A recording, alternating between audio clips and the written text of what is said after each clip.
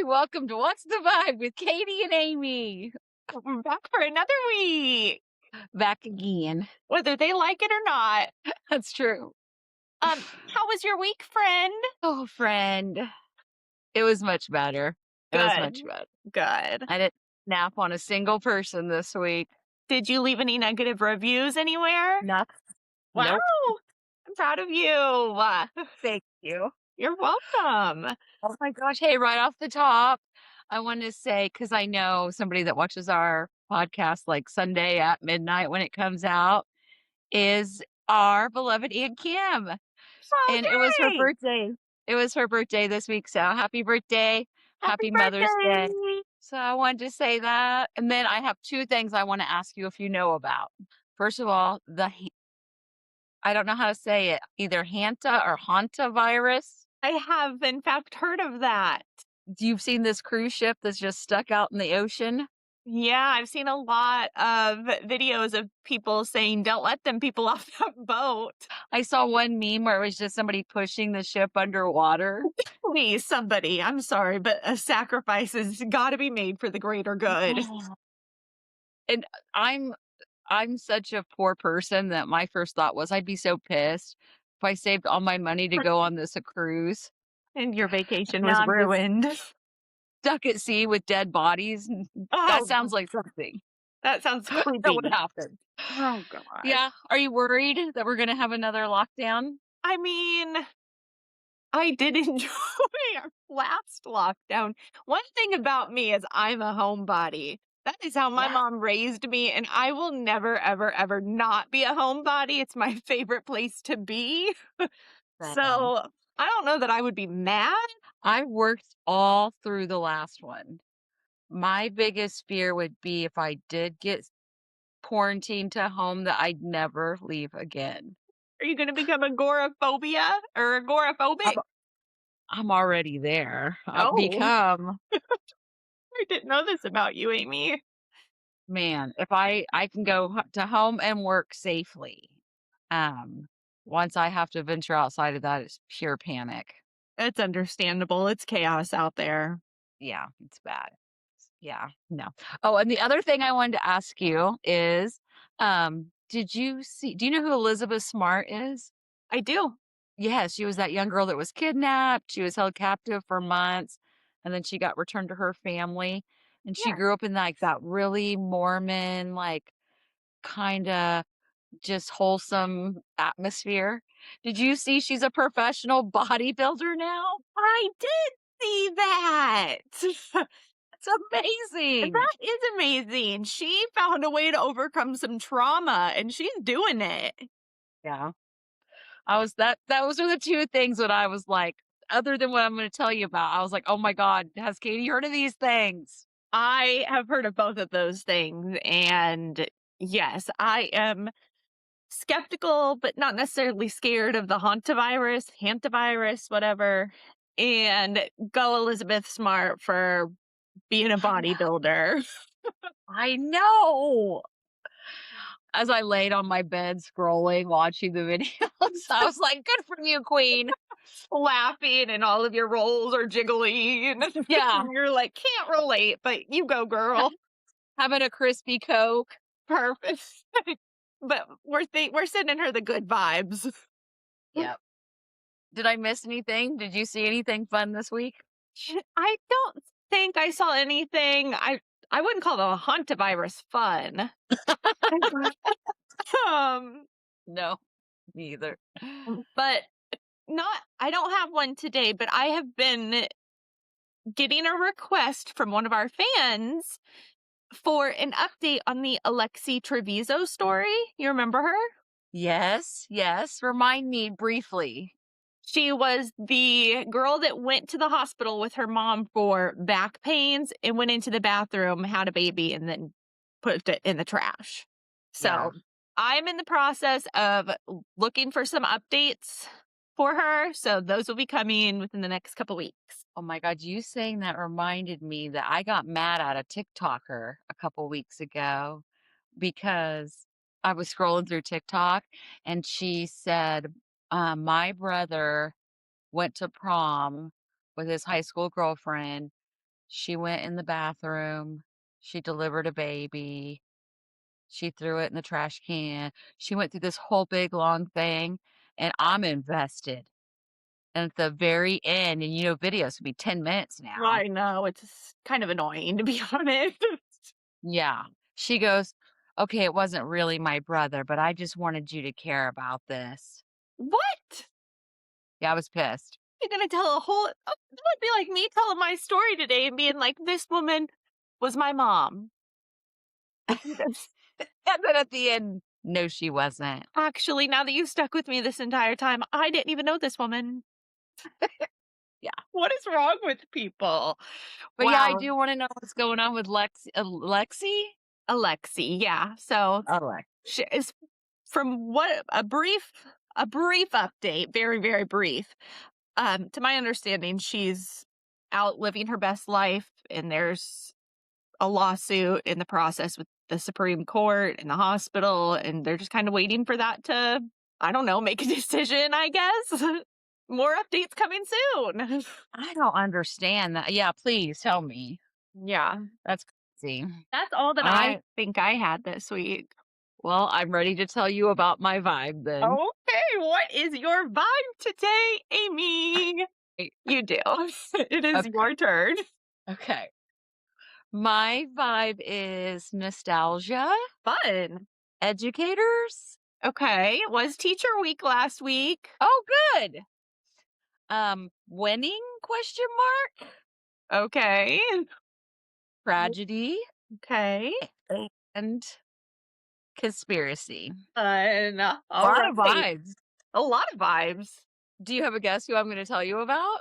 The winning is throwing me off a little bit. At first I feel like you were gonna tell me about like some type of controversial teacher, like the lady who slept with her student and ended up marrying him, but is that winning? I don't think so.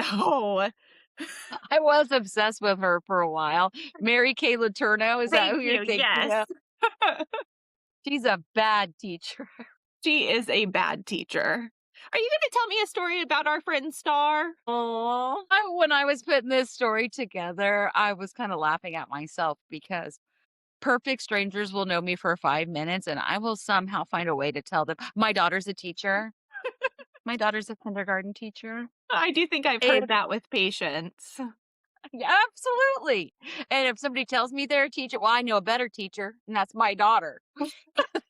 But no, this isn't about Star. Let me know. Do a ding sound when you know who this teacher is, okay? Okay.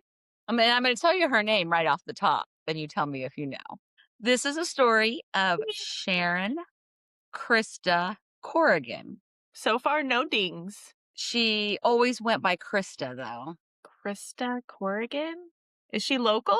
Else that's watching is like, no, Katie, she's not local. We know who she is. She's not local, and this is also her maiden name, so it's Okay. kind of not fair. So Okay, thanks a lot. let me tell you about her, and let's see how far I get before you're like, I know what this is. Oh. You might have learned about it in history class, but I lived it. You lived this? Yeah, I was alive when it happened. Okay. So Krista was born September 2nd, 1948. Her parents were Edward and Grace. Her dad was an accountant, and her mom, Grace, was a substitute teacher. She was the oldest, and she had 4 younger siblings. So she grew up in a big, happy family. Not long after she was born, her family moved from Boston to Framingham. I keep wanting to say Farmingham, even when I was reading this to myself, but it's, I think, Framingham, Massachusetts. For ramming. Massachusetts. For her father's job. So Krista's growing up with her mom and her dad and her siblings. Excuse me. She's smart, she's adventurous, and her family was really close. When she was in elementary school, there was something called the space race happening. And the space race was from 1955 to 1975. And it was a competition between the United States and Russia to achieve superior spaceflight technology. Ding. You got it? Did she die in the spaceship? This is the story of Christa McAuliffe. Okay, okay, okay. the teacher aboard the Challenger. Oh, fun. Well, not So fun. yes, to a point. I watched a documentary on this. Oh gosh, I'll have to get you the name so we can include it in something. But even when I was 11-year-old Amy and remember this happening, it's really easy to like dehumanize these people. Like it's just this thing that happened. Right. But when let me just tell you more. Let me tell you Oh, some more. sure, please. And so Krista's fascinated by this.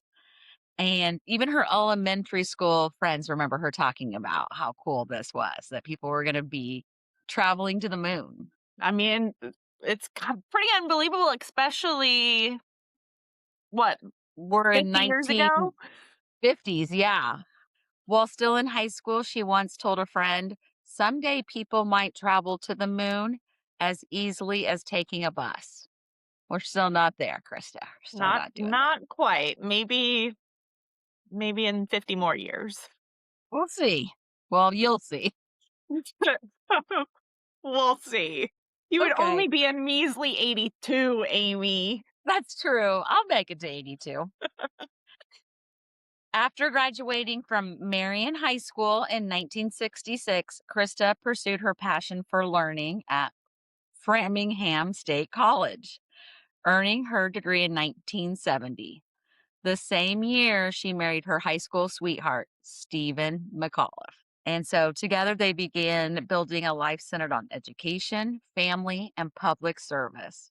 They moved because Stephen was in law school, which I never knew her husband was an attorney. I think he went on to become a judge, but don't quote me on Okay. that. As they moved for their studies, Krista began teaching in high schools. And everybody said that she just really had a way of making studies fun and come to life and encouraging her kids. She was a very beloved teacher. I'm already feeling emotional about Oh this. my gosh. It's okay. Hey, Oh, teachers are a special breed. people don't realize how hard it is. I think it's a really hard job, but so meaningful. It really is. So Krista and Steve, they've been married now for a year and they start their family. In 1976, they have a little baby boy and his name is Scott. 2 years later, they have a daughter named Caroline. Okay, so now let me bring you to 1984, 1985. And I just want your mind to picture the technology of the time. And Okay, okay. I'm gonna describe some examples. VHS players were just becoming popular in homes. Oh, wow. Okay. I remember my family used to rent one. Rent a VHS player? Yes, we'd go to our local pizza place and you could get a pizza, a VHS player, and some movies. Honestly, they need to bring that back. It was wholesome times. Walkmans with cassette tapes. Oh, yeah. That was the technology of the time. Your TV weighed 150 pounds. It was like a giant box. Giant, heavy box. Yes. Okay. So this is the technology of the time, but we're about to launch a rocket into outer space. That's crazy when you put it that way, to be honest. Thank you. It really is. Do you know who was president at this 1984, 1985? It's a history lesson. I'm your teacher today. Reagan. Did you Google it? No, I don't.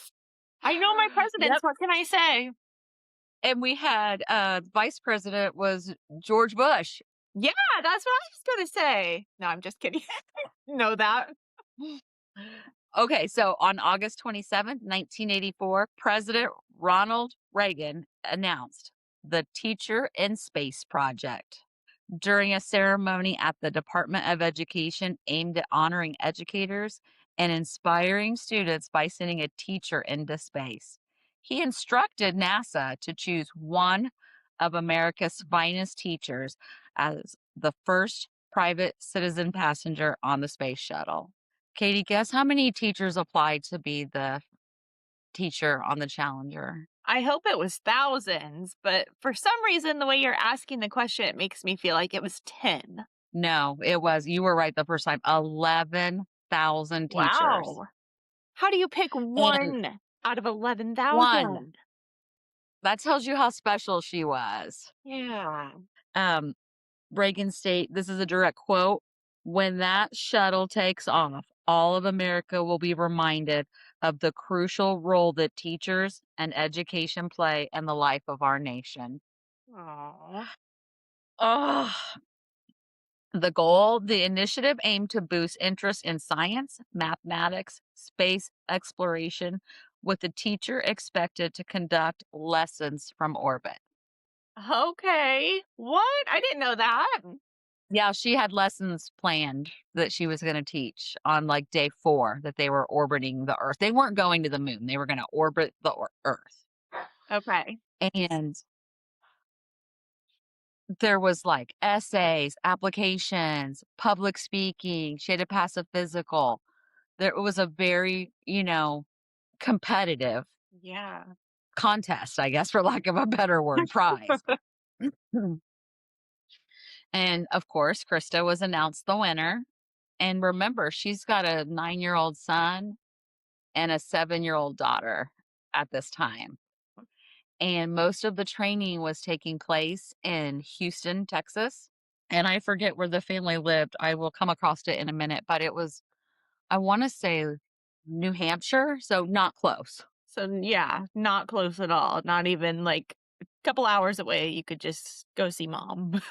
The runner up, her name was Barbara Morgan. And so both Krista and Barbara had to take a year off from teaching the Oh. job that they loved for this year-long training program where they were doing, um, simulations with no gravity and, learning all of the things that they were supposed to learn for the space shuttle. And also time away from her husband and her 2 young children. Oh, There's no. a clip in the documentary that just broke my heart with this 7-year-old Caroline, and I don't remember exactly what she said, but it was basically something like, "I don't want you to do this, mommy. I miss you." Oh. And so you just imagine behind the scenes, like, she's explaining to her daughter, "I'm gonna be in history books. What mom is doing is huge. This is a once in a lifetime opportunity, and it's gonna be over, and then we're gonna go back to normal." And so they kinda just push through. On the morning of January 28th, 1986, the atmosphere around Space Shuttle Challenger felt like a celebration. It wasn't just another mission because Christa McAuliffe was on board. The launch had captured the attention of people who normally never followed spaceflight. She was a social studies teacher, approachable and funny, and NASA had presented her as someone ordinary people could relate to, a teacher going to space. Katie, at the high school that she taught at, also, I want you to picture this, like, in my school, if we were gonna watch a movie, we didn't have a TV hung on the wall in the room. They'd have to, like, wheel it in a giant cart, With the and squeaky so wheels. exactly. If another teacher had it, we had to wait. It was just such a different time. But in this documentary, it showed clips of her whole high school was in, like, maybe the cafeteria or the gym. It looked like an auditorium type setting, and they had one of those big TVs, and they're blowing whistles, they're wearing party hats, they're Oh, cheering, they're fun. clapping. But worse than that is her mom, her dad, her husband, her little boy, and her little girl were all at in Florida at Cape Canaveral where the shuttle's about to take off. They were right there They were in there front with of the with shuttle. a crowd of people, and the Challenger launch had been delayed already a couple of times because Florida, it was January, what'd I say it was? January 28th, 1986. So, it's winter, we're used to that, but Right. Florida, it was freezing cold, and they kept delaying the launch because they didn't know how everything was gonna react. There were icicles hanging off the shuttle. But that morning, they came in and and told Krista and the other crew members, "We're launching today no matter what." I I'm don't sorry, red flag. No, we're not. Not no matter what. right, I don't care if you're gonna take me into space, you take as long as you need to make sure things are in tip-top perfect condition, before we just willy-nilly go up into space. Yeah. Oh my gosh, yeah, it's terrible. So picture it, it's being televised. There are people in the control room. They're talking to the astronauts. They're walking out to board the space shuttle. They're waving and smiling at the camera. Their families there cheering. They're putting on their clothes. The countdown starts. It's like Ugh. T minus 21 seconds and then 18, 17, 16, and on. I won't do the whole thing. Ah, darn it. At 11:38 a.m. on that cold January morning, the Challenger roared off the pad. The crowd burst into applause as the shuttle climbed into the clear blue sky. The astronauts, the, the astronauts, the astronauts sounded calm over the radio. About a half a minute into the flight, Commander Francis R. Scobie answered mission control with the words, "Roger, go at throttle up." Those would be the last words heard from the crew. The spectators, everything looked normal. That's the crazy part. But cameras later showed small puffs of dark smoke coming from a joint on the right booster almost immediately after liftoff. The cold had prevented an O-ring from sealing correctly. Oh my gosh, that's it? That's it. As the shuttle climbed higher, it hit strong wind forces around 58 seconds into flight. The booster joint flexed. A flame began shooting outward from the side of the booster, almost like a cutting torch. Nobody in the crowd understood what was happening. It went from like the camera is right on her mom and dad, and they're smiling, they're hugging each other. And then you've seen that picture where it almost looks like a Y of smoke. If not, we'll Mhm. find it. But yeah, I mean, I would be confused too. If my daughter was on that, I would be like, I'm not understanding what I'm seeing. Everything's Right. fine. You would almost try to rationalize with yourself. At 73 seconds after launch, the flame ruptured the massive external fuel Ugh. tank. In an instant, the shuttle vanished into an enormous white and orange fireball. For several seconds, many people watching didn't react at all because they didn't understand what they were seeing. Shuttle launches already produced strange clouds and smoke trails, so at first some spectators thought the shuttle had simply separated into stages before it was going to like disappear into the crowd. Mm. It showed a shot of her high school, and Mm. they were the same. They were just like looking at each other like, Like, what is is happening this a here? joke? Like, what? Mission control in Houston suddenly became tense and quiet. Controllers stared at their screens, trying to understand the data coming in. Then communications and telemetry from the shuttle disappeared. One controller quietly said, "Flight, we've lost downlink." No. Immediately, pretty quickly after that, they alerted the Coast Guard. They alerted like emergency medical personnel because they knew the shuttle had exploded by this point. And so people are going to the ocean to see if they can like recover hopefully a survivor. Um, 1986 television, Katie, Yes. cameras captured a parachute coming down, and there was something at the end of it, but you couldn't tell what it was. So you're like, did somebody evacuate? Oh, Is somebody gonna be okay? Is like, what's going on? Later, they determined it was just a piece of one of the booster tanks, of course. Man, that's and horrific. horrific set, Katie, they didn't die in the air. They think it was probably the impact of hitting the ocean that Oh, ultimately killed at least some of the people. Who knows if they lost cabin pressure sooner and people were knocked out or what was going on. And her kids are there watching. Yeah, yeah. The camera then cuts to the family.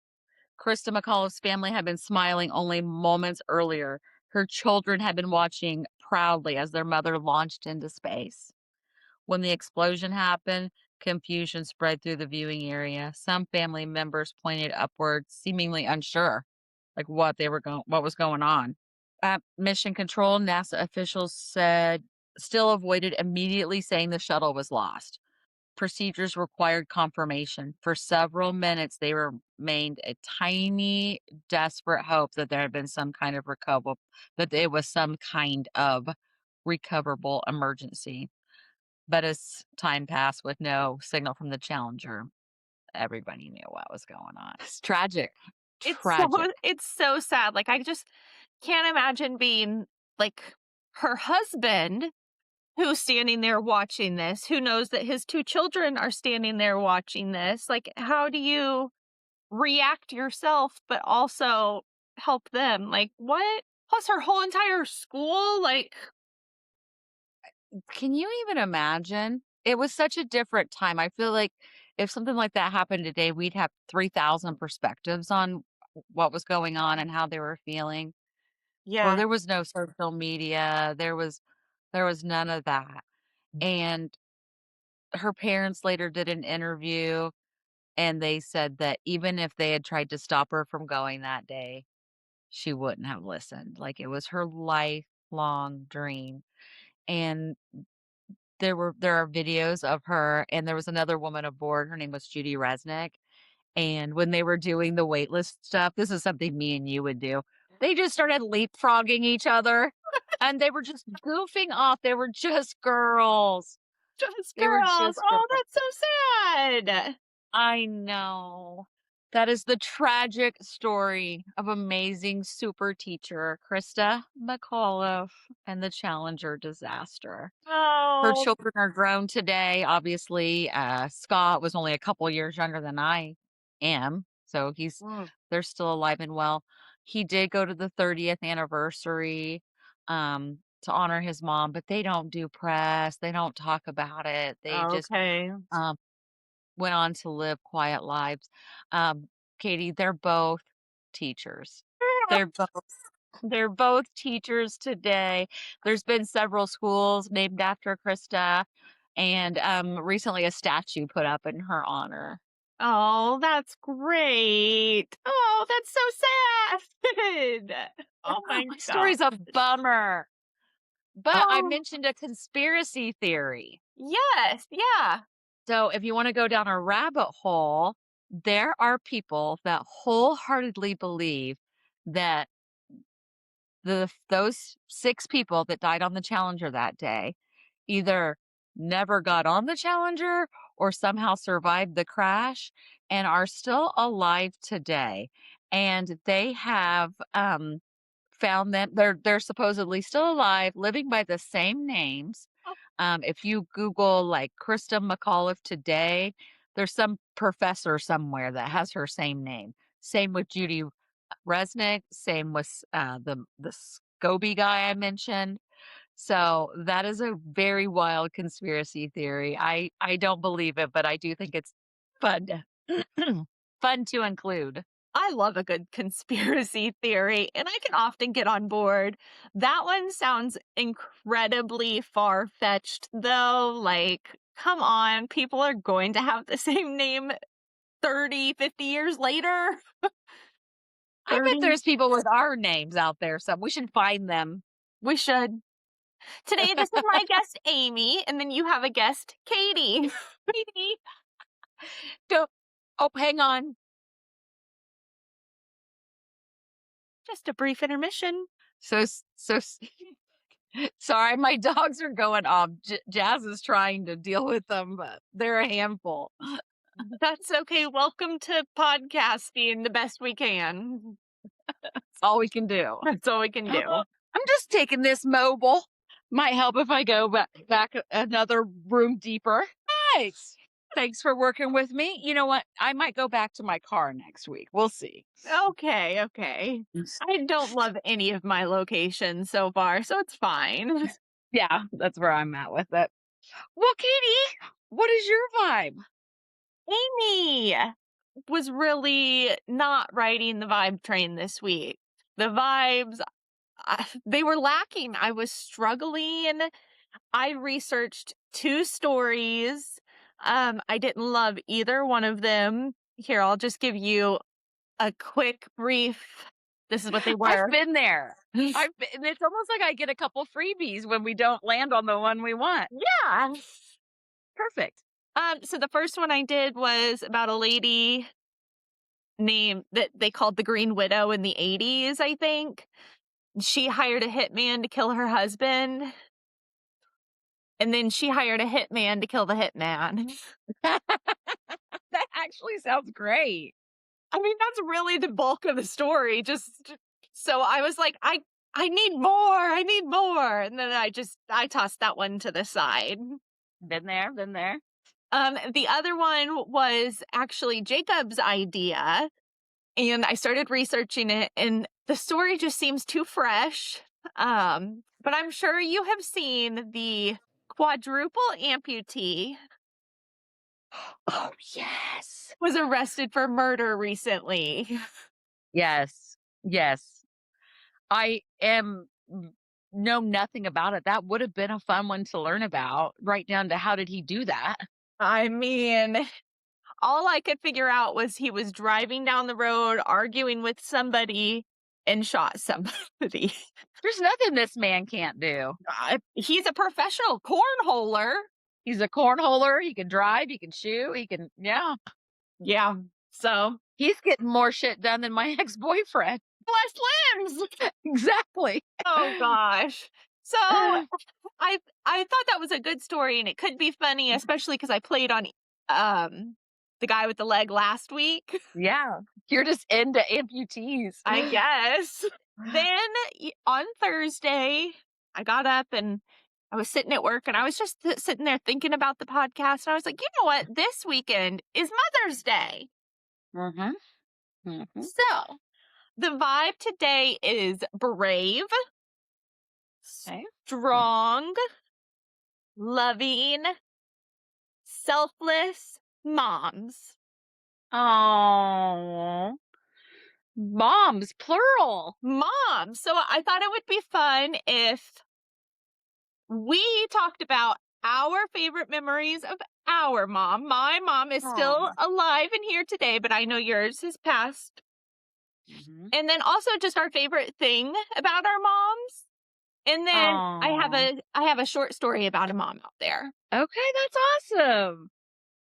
That's so sweet. So I thought it was fun for Mother's Day. I love it. So, one of my favorite memories of my mom, and I'm gonna actually give you 2, but I'll let you tell me yours in between. Is Okay. I don't know if you know this, but when I was in the 6th grade, my mom wanted to take me to my very first concert, of course, and she won tickets on the radio. Just Oh. She just heard them, and she was like, "Why not? I'll give them a try." And I get home from school, and she surprises me with tickets to see T-Pain and Soulja Boy at, like, 11 years old.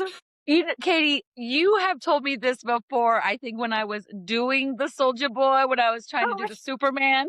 Yes. It was just so funny because was such a raunchy concert, and here I am, 11 years old with my mother. Like, it was fun. It was hilarious. My gosh. But thank you to my mom for taking me to my first concert. Oh my God, that's amazing. Okay, so I just had a memory pop into my head right now. Okay. You were talking about something like your mom did with you when you were like 11 years old. And my mom was really funny and she liked to she was just hilarious. People always were laughing at her and she would say really funny things, but she would get a kick out of like kind of laughing at me and my brother. Like not in a mean way, but I'm very traumatized by this one incident that I just thought about. One time my mom gave me money and sent me into like our little tiny grocery store. I'm 11, I'm probably just wearing a t-shirt and jeans, and I have a fresh mullet. Courtesy of your mother? And while I'm in line at the grocery store, this old ass man looks at me and goes, "I'll let this young man go first." So I go out to the car and I'm just mortified, mortified. And my mom's like, "What is wrong?" And I said, "That old man called me a boy in there." And she's like, "Well, what did he say?" And I said, "I'll let this young man go first." And she's already crying, laughing. And then she goes, "What did you say?" And I said, "I'm a girl." So my mom taught me very young, you better be okay to laugh at yourself. Oh, I love that. And I believe that your mom was very funny because you are very funny. So you clearly got that Hey, from her. not to throw my obsession in again, but you know who else is really funny? My daughter Star. And she actually teaches with a girl that I went to grade school with and high school with. And my mom used to volunteer to do the Girl Scout stuff with her mom. Oh. And Star told me, Miss, well, my friend from high school, I won't out her in case she doesn't want her name out there, but she goes, she said, "You are funny like your mom and your grandma." Aw, that's Isn't that such so a nice compliment. sweet? Yes.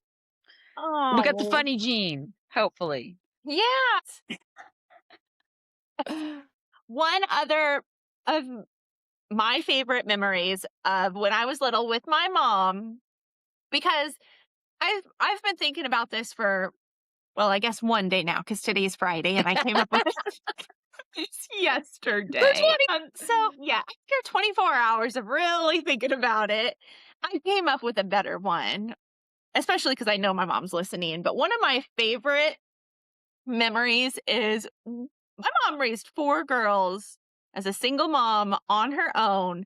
She was on a budget. We didn't have a lot of extra money. We weren't taking tons of vacations or anything. But I just remember one year Indiana Beach was doing this like promotion, and if you bought season passes, you could bring a friend with you to go for free. Okay. So it was like, I don't remember if it was June or July or both months, and I was in middle school, and my mom saved up the money, bought a couple of season passes, and then my whole family got to go, and I got to take a friend, and we went every single day that summer. Every single day. And it's Oh, just such a good memory because, like, we took a couple of vacations here and there, but that was like our, like, a big thing I remember. that's amazing. Oh, I love that. That's really cool. My mom used to say things to me like, always make your own money, never rely on somebody else. And I think that that really protected me in a lot of ways. I always had a good work ethic and made my own money. All My right. mom could my mom could also change her own oil, but I pay someone to do that. I can't do that. That is so funny that you say that because that just made me think of like one of my favorite things about my mom is she always taught me growing up. It was a saying that I will never ever forget and I still repeat to this day. Even as a married woman, you don't need a man for nothing. You can do it Yes. yourself. Yep. So, the- Gen Xer, she's tough. I love her. she is. Do you have any She's a good favorite like gal. um famous moms? Catherine O'Hara is my favorite famous mom. Gosh, who else would be a good famous mom? Even like on a TV show, I put down Roseanne Connor. Yes, most relatable one. Yes, girl. Or Kitty Foreman. Oh, Peg Bundy, Oh, yeah, there you go. taking it back another generation. Yes. So I want to tell you about a mom who I think is famous or should have be famous. She's from Mexico. Her name is Miriam Rodriguez Martinez. And Miriam is a mom turned detective. Ooh. She is from San Fernando, Mexico. And in 2012, her daughter Karen, who was 20 years old at the time, was driving her truck, went up beside her, came two other vehicles that then took her off the road. Oh my God. It ended up being the cartel. And they take her daughter back to their house, not to the cartel's house, to Miriam's house. And nobody's there. They tie her up and they call to make ransom, which, sad fact, not fun fact, but apparently in this area of Mexico, ransoms and like abductions are so common that there is a specific bank that loans people money to pay ransoms. I'm never going to Mexico. Like, why are we normalizing it instead of trying That's to fight it? wild. It's like a business boom. Really, it really is. Come get your ransom satchel at Amy's Satchel Shop. Only a 20% interest. Damn. So her family goes to this bank and gets a loan for the ransom. And in the meantime, a family friend shows up to their house and like interrupts this kidnapping abduction scene. And he gets abducted too. Damn. The What a day. For real. So the cartel takes both of them. They've paid the ransom. Where's Karen, her daughter? She, like, time goes by and she's never returned. Oh. Miriam reports the kidnapping to the local authorities. But again, in this part of Mexico, this city, San Fernando, was in a state that I'm going to be honest, I couldn't pronounce in Mexico. That's fair. But I guess this area in Mexico is pretty much overrun with the cartels. Like it's not a good area at all. The like local authorities are in with the cartel, so there's not really like she can't get any help. Oh my gosh. So eventually the family friend that was also abducted gets released because he is considered of no value. And when he's released, Miriam finds him and just starts interrogating him, saying, tell me everything you know about the people that you saw. I want to know what they looked like. I want to know what they sounded like. I want to know what they were wearing, like everything. And once she decided that the police were not doing enough, she said she was going to find her daughter. So she was able to locate one of the men that abducted her daughter through Facebook, found his girlfriend, and then realized that they were in a city 2 hours away, went there, disguised herself, and then approached them and ended up getting this man arrested. I love this woman. I know. I wasn't thinking it was going to be as easy as just finding him on Facebook, though. The cops couldn't do that. Criminals are dumb. Literally. They're just like, oh, I'm checking in on Facebook at the local eatery. Follow me on Insta. So she would use aliases. She would dye her hair. She would like wear crazy outfits. She was collecting evidence, following leads. She was basically running her own investigation. Over 3 years, she was able to help locate almost all of the members of the cartel that kidnapped her daughter. Sadly, she did locate her daughter's remains in a grave off the side of the road, so she didn't survive. Damn. Miriam did create a group, though, called the Disappeared Collective, and she helped unite 600 families together to start searching for their missing loved ones that have been affected by the cartels as well. She was constantly harassed, threatened, and intimidated by the cartels. And she even asked authorities, like, can you help me get some type of special protection? Can I get something? Because I don't feel like this is going to end well. In 2016, they declined her request. Oh, wow. In 2016, so 4 years after her daughter was abducted and she's been doing all of this work, the main suspect of her daughter's murder escapes from prison. So Miriam starts installing her own security cameras. She put in bulletproof glass and she carried a gun at all times. On May 10th, 2017, so 9 years ago this weekend, Mother's Day in Mexico, several gunmen broke into Miriam's home and shot her 12 times. And she passed away on the way to the hospital. Katie, that's not okay. I am aware. She was a mom. She was the mom of all moms. She was literally Oh. fighting gang members and people associated with the cartel, even after she knew her daughter didn't make it. Oh my, how many people broke into her house? I believe it was 3. Took 3 armed men to take this mama down. That's right. Mm. So that is the very sad, brief story of Miriam Rodriguez. I believe she was 57 at the time when she passed away.